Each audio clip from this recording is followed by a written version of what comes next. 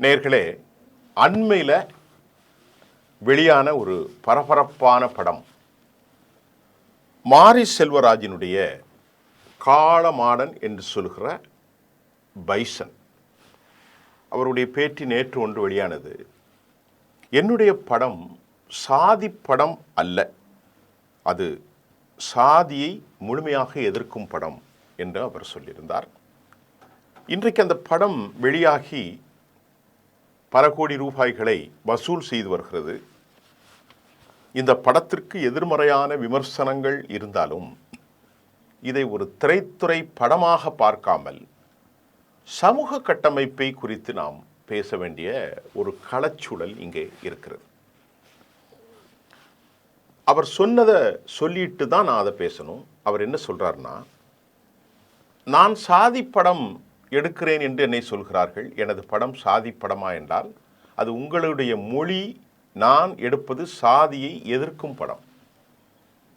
அதை நான் தொடர்ந்து எடுத்துக்கொண்டே இருப்பேன் என்றும் மாரி செல்வராஜ் தெரிவித்துள்ளார். மாரி செல்வராஜ் இயக்கத்தில் தான் துருவ் விக்ரம் நடித்த பைசன் திரைப்படத்தின் வெற்றிக்கு நன்றி தெரிவிக்கக்கூடிய விழாவில் அக்டோபர் 25 சென்னையிலே நடைபெற்றது.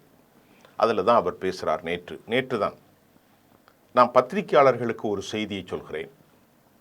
நான் ஏன் இந்த மாதிரி படம் எடுக்கிறீர்கள் என்று என்னிடம் கேட்பதை இனிமேல் தயவு செய்து தவிர்த்து விடுங்கள். மாரி செல்வராஜ் சொல்கிறார், அது என்னை மிகவும் பாதிக்கிறது. என்ன மட்டுமின்றி என்னுடைய வேலைகளையும் அது பாதிக்கிறது.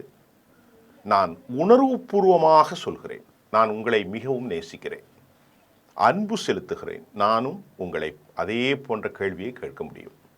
ஆனால் உங்களுக்கும் எனக்கும் முரண் வந்துவிடக்கூடாது என்று நினைக்கிறேன். ஏனெனில் நான் கூடி வாழ ஆசைப்படக்கூடிய ஆளாக இருக்கிறேன். திரும்பவும் கூட அந்த கேள்வியை நீங்கள் என்னிடம் கேட்கிறீர்கள் என்றால் நான் இன்னும் அதிகமாக வேலை செய்வேன். ஆனால் உங்களை நிராகரிக்க முயற்சி செய்வேன் என்று நினைக்கிறேன். எந்த காரணத்தை கொண்டும் என்னுடைய கலையையோ என்னுடைய அரசியலையோ என்னிடமிருந்து பிடுங்க முயற்சித்தால் நான் மூர்க்கத்தனமாக எதிர்த்து போராடுவேன். அது என்னுடன் பணிபுரியும் அனைவருக்கும் தெரியும். எனவே அது போன்ற கேள்விகளை தயவு செய்து தவிர்த்து விடுங்கள். மாரி செல்வராஜ் படம் என்றால் அப்படித்தான் இருக்கும். மாரி செல்வராஜ் அதற்காக கிளம்பி வந்தவர். மாரி செல்வராஜ் படமா, அது சாதி படமா என்றால் அது உங்களுடைய மொழி. மாரி செல்வராஜ் எடுப்பது சாதியை எதிர்க்கக்கூடிய படம். அதை நான் தொடர்ந்து எடுத்துக்கொண்டே இருப்பேன். உங்களை குதூகூலப்படுத்தக்கூடிய 300 படங்கள் வந்து கொண்டிருக்கிறது. என் ஒருத்தனை விட்டு விடுங்கள். ஏன் என்னை அந்த கூட்டத்துக்குள் தள்ள முயற்சி செய்கிறீர்கள் என்று மாரி செல்வராஜ் ரொம்ப கடுமையாக தனது வேதனையையும் வலியையும் தெரிவித்திருக்கிறார்.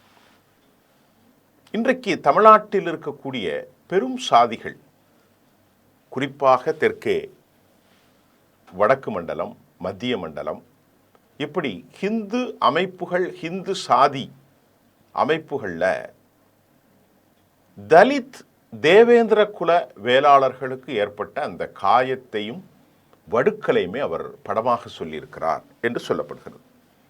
இந்த பைசன் படம் என்பது தென் மாவட்டங்களில் பண்ணையார் குடும்பத்திற்கு திரு வெங்கடேச பண்ணையார் பட்ட பின்பு அந்த போட்டியிலே மனத்தி கணேசன் என்பதை கொண்டு வந்து எப்படி இதை காட்டுகிறார்கள் என்ற விவாதம் ஒரு பால் ஓடுகிறது. நாம் இதை ஒரு தனி வெங்கடேச பண்ணையாருக்கோ அல்லது தெற்கத்தி இருக்கும் சில சாதிகளுக்கு இருக்கிற முரண்களாக இதை பார்க்கக்கூடாது. இந்த படம் மட்டுமல்ல, வாழை என்கின்ற இதற்கு முன்பு அவருடைய எடுத்த படம், அதற்கு முன்பு கூட சில இயக்குனர்கள் நிறைய படத்தை எடுத்திருக்கிறாங்க. அசுரன், இது மாதிரியான படங்கள் எல்லாம் வந்திருக்கிறது. இந்த படங்கள் சொல்லக்கூடிய செய்திகள் என்ன, யதார்த்தம் என்ன, இது மாறுமா? ரொம்ப கவனமாக பார்க்க வேண்டும். குறிப்பாக ஹிந்து மத அமைப்பின் ஆழமான புரிதல் சாதி. வர்க்கபேதம் என்பது எல்லா மதங்களிலும் உண்டு. வர்க்கபேதத்தை செல்வந்தருக்கும் செல்வந்தன் இல்லாதவனுக்குமான நீண்ட இடைவெளிகள், ஸ்டேட்டஸ் இதெல்லாம் உலகம் முழுவதும் உண்டு. ஆனால் இந்து மதத்தை போன்றதொரு சாதிய கட்டமைப்புகள் எங்கும் இல்லை. பலர் அதை சமன்படுத்த முயற்சிக்கிறார்கள். அது சாத்தியமும் இல்லை. காரணம், ஒவ்வொரு மதத்திற்கென்றும் ஒரு அடையாளம் இருக்கும். ஹிந்து மதத்தினுடைய அடையாளத்தின் மிக முக்கியமானது வர்ண கோட்பாடு. பிறப்பால் கடவுள் இன்னென்ன நிலைகளில் மனிதர்களை படைத்திருக்கிறார். இன்னென்ன நிலைகளில் இருப்பவர்கள் பிராமணர்களாகவும், சத்திரியர்களாகவும், சூத்திரர்களாகவும், வைஷ்யர்கள், இன்னும் பஞ்சமாதகர், இப்படி பல பிரிவுகளை அது கட்டமைத்திருக்கிறது. இது ஆரிய கோட்பாடு இந்தியாவினுடைய வெளி மாநிலங்களில், வெளி நிலப்பரப்புகளில் இருந்து அது இந்தியாவுக்குள் வந்ததாக சொல்லப்படுகிறது. அதற்கான ஆதாரங்களும் வைக்கப்படுகிறது. அது பல ஆயிரம் ஆண்டுகளுக்கு முன்பு, வேதகாலம் 4000 ஆண்டுகள், அதை நம்ம இப்பொழுது பேச வேண்டியது இருந்தாலும், அதன் மூலமாக நிறத்தை வைத்தும், இனத்தை வைத்தும், தொழில்களை வைத்தும் ஒரு பெரும் சாதிய சிக்கல் உருவானது. 1800களில் குமரி மாவட்டத்தில் மிகப்பெரிய சாதிய மோதல்கள் நடந்தது. பெண்கள் மார்பகத்தை மறைப்பதற்கு அவர்கள் ஆடைகளை, அதாவது என்ன செய்வது, அங்கேயே அணியக்கூடாது. மார்பகத்திற்கென்று வரி போட்ட கொடுமை உலகத்தில் எங்கேயுமே இல்லையா. இன்றைக்கு காலப்போக்கில் எல்லோரும் வர்ணாசிரமத்தோடு இணைந்து போய்விட்டோம். இன்றைக்கு அந்த கொள்கையை தூக்கி பிடிப்பதற்கான போராட்டங்களும் வலுவாக இருக்கிறது. வரலாற்றில் சில செய்திகளை நான் பார்க்கிறேன். திப்பு சுல்தான் அந்த காலகட்டத்தில் குமரி மாவட்டத்திற்கு ஒரு பகுதியிலே பயணிக்கிறார். அவரை வரவேற்ற பெண்களில் பலர் மார்பகத்தில் துணி இல்லாமல் இருப்பதை பார்த்து அவர் கேட்கிறார், இது என்ன கொடுமை? வரலாற்றில் பதிவு செஞ்சது, கற்பனை இல்லை. அப்போது அவர் கேட்கிறார்கள், இல்லை இது வறுமையா என்றால் நான் பணம் கொடுப்பேன். இது கலாச்சாரம் பின்னணி பிரிவுகளின் அடிப்படையில் வந்தால் நான் அவர்களோடு போர் புரிவேன். இன்றைக்கும் இருக்கிறது. அன்றைக்கு 1800களில் பொதுக்குளத்தில் தண்ணீர் குடிக்கக்கூடாது, கடவுளை நேசிக்கக்கூடாது, தள்ளிதான் இருக்க வேண்டும். ஒவ்வொருவரும் அமைத்தார்கள். முதலிலே பிராமணர்கள், அப்புறமா வைசியர்கள், அதுக்கப்புறம் இப்போ சூத்திரர்கள், அதற்கு பின்பு ஒவ்வொரு சாதிக்கும் 7 அடி 12 அடி. ஆகவே தான் லண்டனிலே போய் சொன்னான், உலகத்தில் நான் பல விஷயத்தை பார்த்துருக்கிறேன் வைஸ்ராய், இந்தியாவை போன்ற ஒரு கட்டமைப்பு உலகத்தில் எங்கும் இல்லை. குமரி மாவட்டத்தில் இன்றைக்கு கிறிஸ்தவம் அதிகமாக பரவி இருக்கிறது. காரணம், அந்த பெண்கள் முதலாக கிறிஸ்தவத்தை ஏற்றுக்கொண்ட பின்புதான் அவர்கள் மேலங்கியே அணிந்தார்கள், சட்டை போட்டார்கள், பெண் பிள்ளைகள் எல்லாம். அப்போது கிறிஸ்தவன் சொன்னான், இந்த ஆதிக்க திருவிதாங்கோடு சமஸ்தானத்தில் இனி கை வைத்தால் காலி, இனி அவர்கள் கிறிஸ்தவர்கள். இப்படித்தான் அங்கு இருக்கக்கூடிய கிறிஸ்தவ மதம் பெரிய அளவில் பரவியது. இது குமரி மாவட்டத்தில் இன்றைக்கு அந்த மக்களும் தூத்துக்குடியும் சார்ந்து பலர் இன்றைக்கு உலக அளவில் மிகப்பெரிய செல்வந்தர்களாகவும் கல்வியாளர்களாகவும் மாறியிருக்கிறார்கள் என்றால் அதற்கு இந்த சாதி கட்டமைப்பு உடைக்கப்பட்டது ஒரு பெரும் வரலாறு. தொட்டால் தீட்டு, பார்த்தாலும் தீட்டு. செந்தூர் முருகனை சந்திப்பதற்கு வெளியிருந்து தான் பார்க்கணும், உள்ளே போயிடக்கூடாது. எவ்வளவு கொடுமை பாருங்க. இதெல்லாம் பேசினால் மதவாதம் பேசுகிறான், ஒருமுனை சிந்தனையில் பேசுகிறான் என்று சொல்லப்படும். இது ஒரு கொடூரம். எந்த மதத்தில் நடந்தாலும் இது ஒரு கொடூரம். அப்படி அந்த கொடூரங்களிலிருந்து பலர் விடுதலை பெற்றார்கள். பல சமூகங்களும் விடுதலை பெற்று இன்றைக்கும் விடுதலை பெறாத சமூகமாக தலித்துகள் இருக்கிறார்கள். கேட்டார்கள், நான் தேவேந்திரன், நரேந்திரன், தேவேந்திர குல வேளாளர்கள் என்று தமிழ்நாட்டில் தேனி, பெரியகுளம், ராமநாதபுரம், கோவை, நெல்லை, மதுரை இப்படியெல்லாம் பரவலாக வாழக்கூடிய தேவேந்திர குல வேளாளர் என்கின்ற பலர் சமூகம். பலர் என்றால் ஒன்றும் அவமானமான பேர் அல்ல, தெரிந்து கொள்ளுங்கள். அவர்கள் விவசாயிகள், அவர்கள் காளை மாடுகளை வைத்து நிலத்தை பண்பணங்கு செய்து நெல் அறுவடை செய்கிற ஒரு உழைக்கும் சமூகம். மலையிலே செய்ய முடியாது, பள்ளத்தில் தான் அந்த மக்கள் வாழுவார்கள், சமநிலத்தில். ஆகவே பள்ளத்தில் வாழ்கின்ற மக்களை பள்ளர்கள் என்று அறிவித்தார்கள். ஆனால் காலமோ அவனை குறைத்து சொல்வதற்கு பல்லன் பறையன் என்று சொன்னார்கள். அதை இன்னும் இழிவாக பல்லு பறை என்றும் சொன்னார்கள். இதெல்லாம் கேட்பதற்கு ரொம்ப வேதனையான சம்பவம் தோழர்களே. உணர்வுகளால், யதார்த்த நிலைகளால் அவர்கள் எவ்வளவு மனவழியில் எடுத்திருப்பார். நான் இந்த விஷயத்தில் மாரி செல்வராஜோடு அவருடைய கருத்தை தான் பார்க்கிறேன், இந்த மக்களுடைய வேதனையைத்தான் பார்க்கிறேன். சினிமாவை விட்டு விடுங்கள், திரைப்படங்கள் எடுப்பது வேறு விவகாரம், அது அவனது பாதிப்பு. அந்த பாதிப்பை நான் பேச விரும்பவில்லை, ஒரு தனி செய்தியாளனாக பேசுகிறேன். ஒடுங்கி போயிருக்கிறார்கள், எல்லோரையும் சாதி சொல்லி அழைக்கிறார்கள். நான் ஏற்கனவே பேசுகிறேன், ஒரு இடத்தில் கூட பிராமணால் ஹோட்டல் என்று ஒன்று இருக்கிறது, பாய் பிரியாணி என்று ஒன்று இருக்கிறது. எல்லா மதத்திற்கும் ஒரு ஹோட்டல் போடுகிறார்கள்.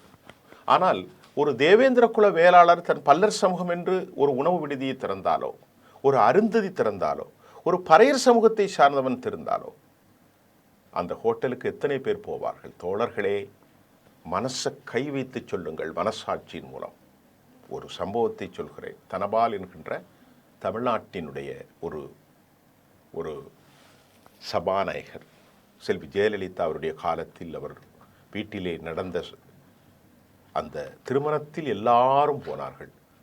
தமிழ்நாட்டில் இருக்கிற ஏனைய முற்போக்கு சாதிகளின் அமைச்சர்களெல்லாம் சென்றார்கள், ஒருவனும் கை நனைக்கவில்லை. கண்ணீரோடு அவர் செல்வி ஜெயலலிதாவோடு போய் சொன்னார். உடனடியாக அவரை உணவு அமைச்சராக மாற்றினார். அதற்கு பிறகு அவர் சபாநாயகராகவும் மாறிப்போனார். விஞ்ஞானம் எதையெல்லாமோ சொல்கிறது தோழர்களே.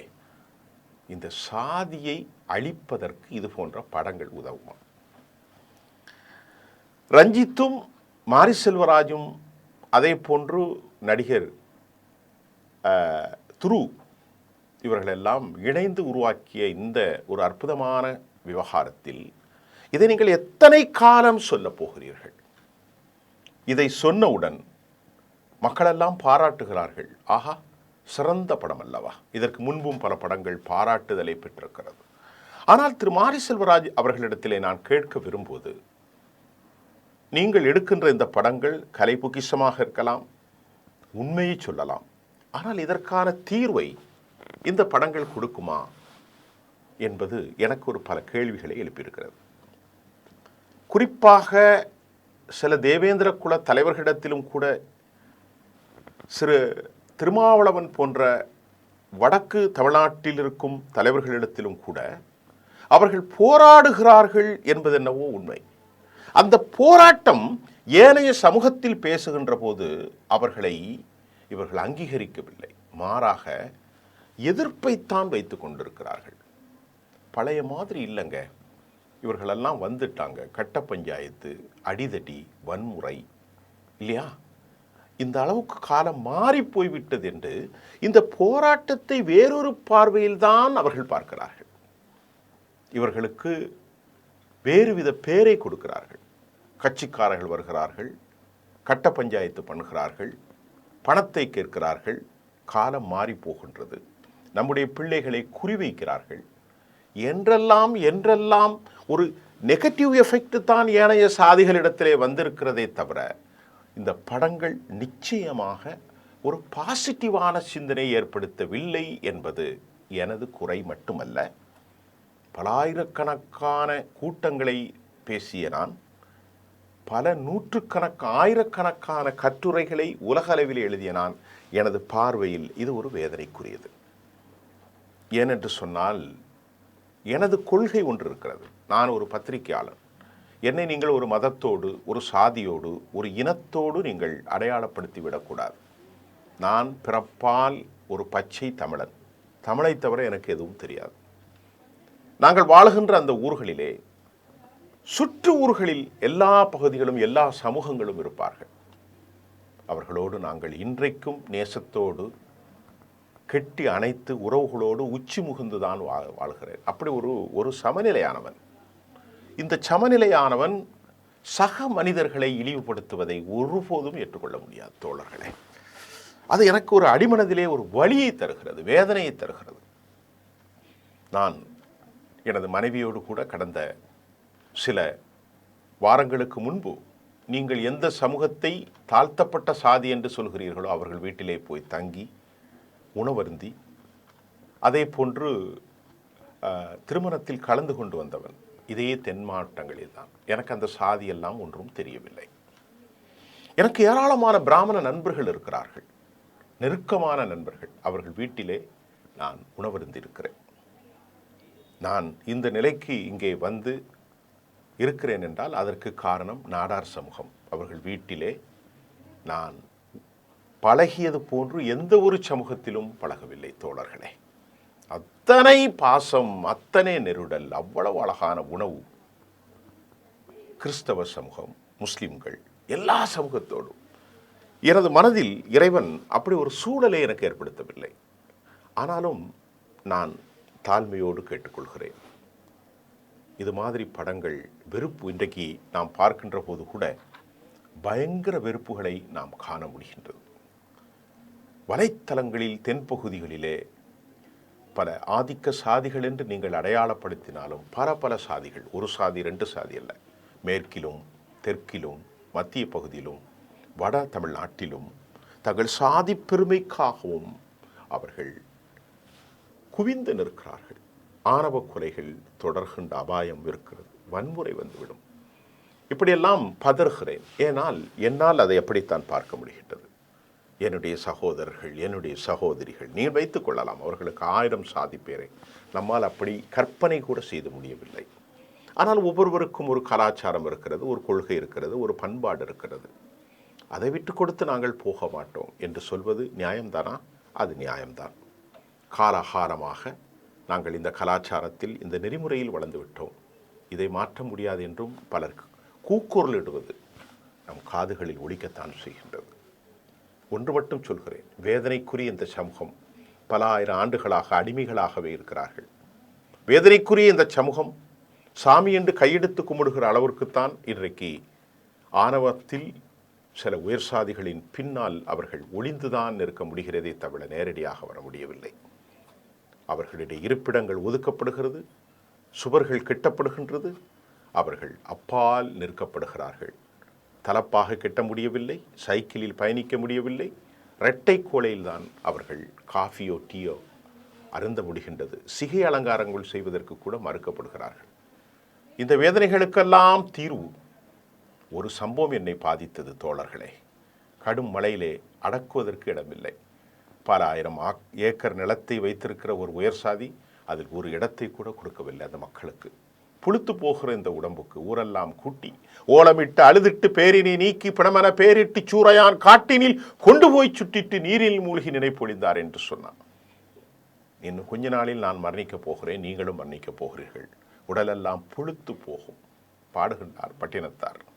அந்த இடத்தை கூட அந்த தலித் மகளுக்கு கொடுத்த மறுத்தான். காரணம், மலைகளில் தன் தலைகளிலே பிணத்தை தூக்கிச் சென்று ஆற்றை தாண்டி அந்த பிணத்தை அவன் அடக்கம் செய்கிற அளவிற்கு ஒதுக்கப்பட்டான் காலனிக்காரன்.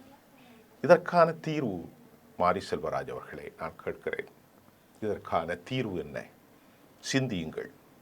மீண்டும் மீண்டும் இது போன்ற படங்களை எடுப்பதை நீங்கள் எடுத்துக்கொள்ளலாம், அது உங்களின் இஷ்டம். ஆனால் அதற்கான ஒரு சரியான தீர்வாக அது அமைந்து விடுமா? இது ஒரு பல கேள்விகள் தொங்கித்தான் இருக்கிறது. அவருடைய ஜனநாயகத்திலோ அவரது உரிமையிலோ நாம் தலையிடவில்லை. ஆனால் இது பல லட்சக்கணக்கான கேள்விகளுக்கு பதில் இல்லை, தொங்கித்தான் இருக்கிறது. நன்றி.